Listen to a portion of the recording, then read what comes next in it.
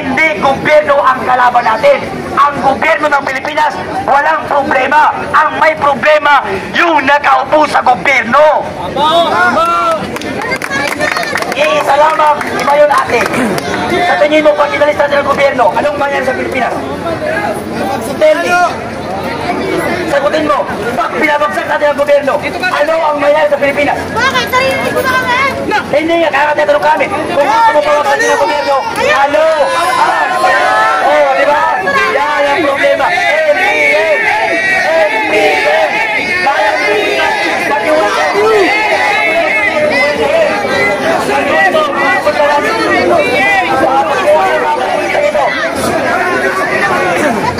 Hoy! Tanggalin mo yung mask, ano kung matapang ka? Tanggalin mo! Tanggalin mo, MPA! MPA! Sinagot na ang question ng tao bayan. Wala tayong... Etong mga nanggugulo na to, mga utak-hipon eh. Bakit ko sinasabi na utak-hipon ito? Kaya nila Congressman Abante ng mga utak-hipon. Kaya nila Saldico ng mga utak-hipon. Kaya nila Martin Romualdez sa utak-hipon. Pati itong mga kabataan ng gugulo, mga utak-hipon din. Bakit? Kasi ang hipon, naghalo ang tayo pati utak na hindi kayang paghiwalayin ang tama at mali. Kaya tayo, pinapaaral tayo para sa magandang kinabukasan natin. Huwag tayong maging sunod-sunuran sa mga politiko na walang inisip kung hindi sariling interes lamang. Oh, diba? Sabi ko sa inyo eh, pag sineryoso tayo ng pulis, ubus tayo. Mag-isip-isip muna kayo bago kayo maging matapang-tapanan.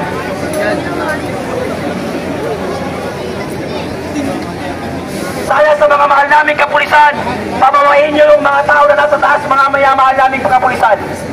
Hinihingi po namin sa mga kapulisan natin na pabawain nyo po ang mga pulis na nasa taas. Ay nasa taas ng mga tao. Pabawain po natin mga sir, mga minamahal naming kapulisan. Pabawain nyo po yung mga tao nasa taas.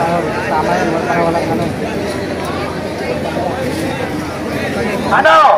Mga kabataan dyan, mag-isip-isip na kayo.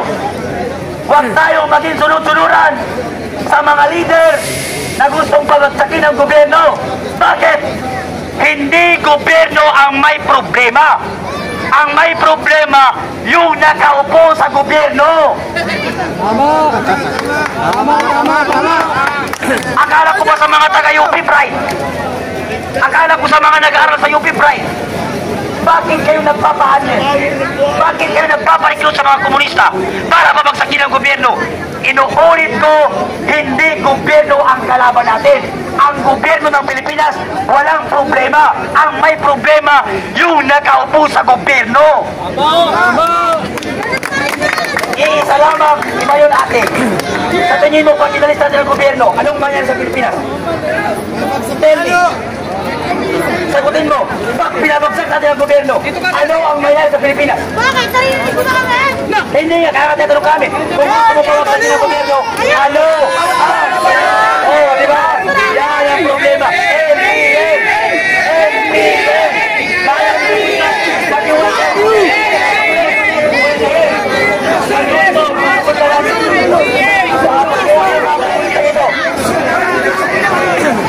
Hoy! Tanggalin mo yung mask, ano kung matapang ka? Tanggalin mo! Tanggalin mo, MPA! MPA!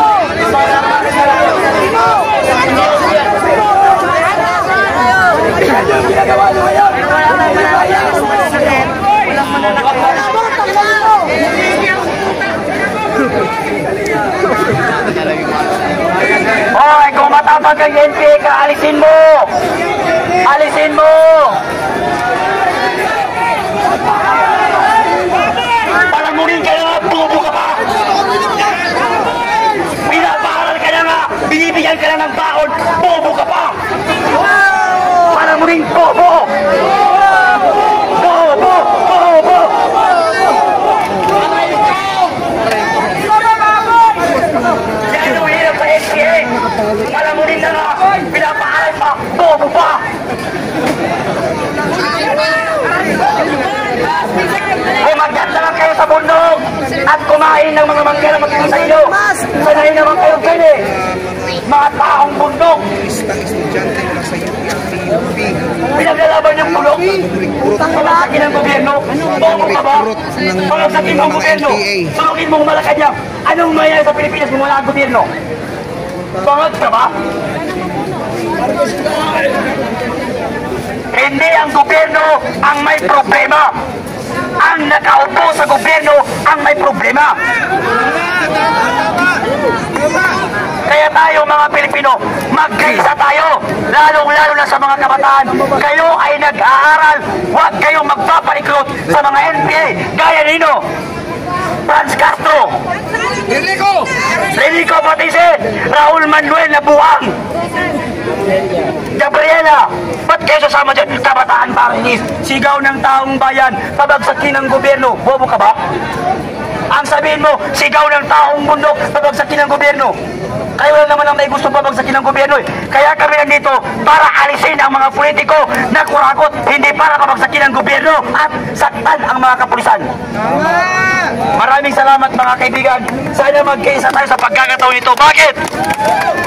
Lahat tayo biktima ng korupsyon sa ating bansa.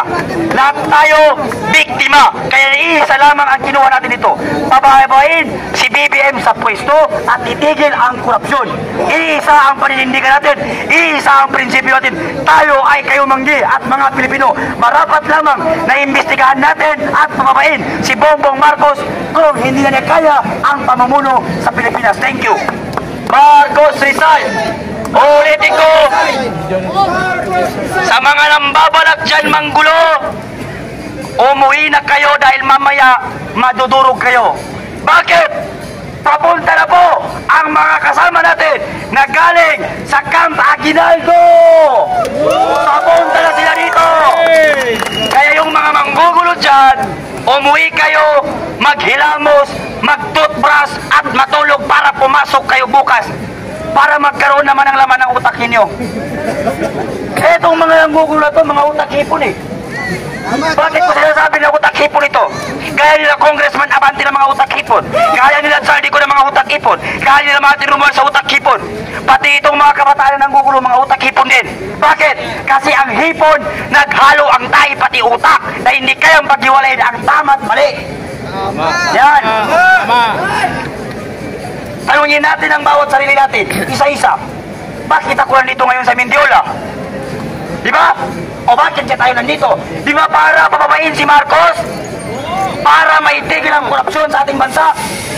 Ngayon, bakit ang kapulisan ang sinasaktan ninyo? Yung mga pulis na yan, si Martin Romualdez ba yan? Yung mga pulis na yan, si Saldico ba yan? Yung mga pulis na yan, si BBM ba yan? Bakit silang sinasaktan ninyo at binabato ninyo?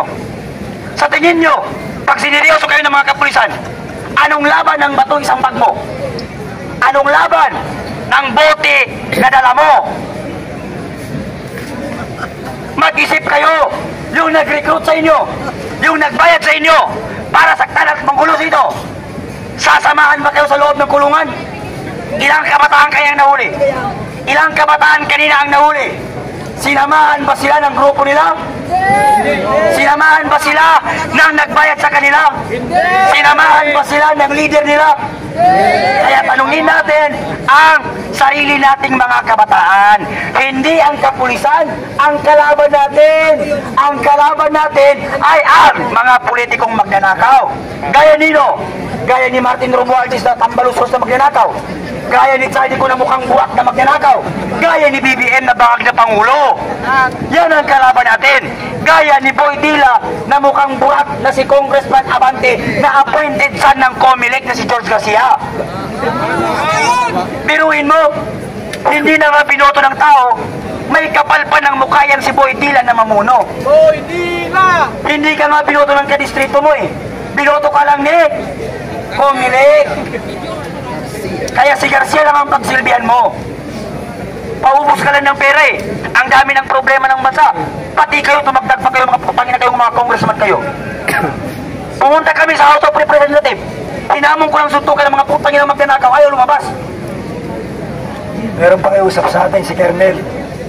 Lahat po ng totoong lumalaban para sa bayan, nakikiusap. gumilit tayo doon. Ihiwalay nyo na po yung mga estudyante, doon po tayo lahat. Pakiusap, punta po tayo lahat doon sa gilid. Yung hindi susunod komunista, punta tayo doon lahat sa gilid. Paano pag sumunod? Pag sumunod, very good. Yan, narinig po natin mga kababayan. Sabi ni Kernel, lahat ng mga totoong nakikipaglaban kontra korupsyon ay gumilit. Ang maiiwan ay komunista at huliin sila ng mga kapulisan natin. Sa lahat na nakikinig dyan, lahat daw sabi ni Kernel ng totoong nakikipaglaban kontra korupsyon ay gumilit dito.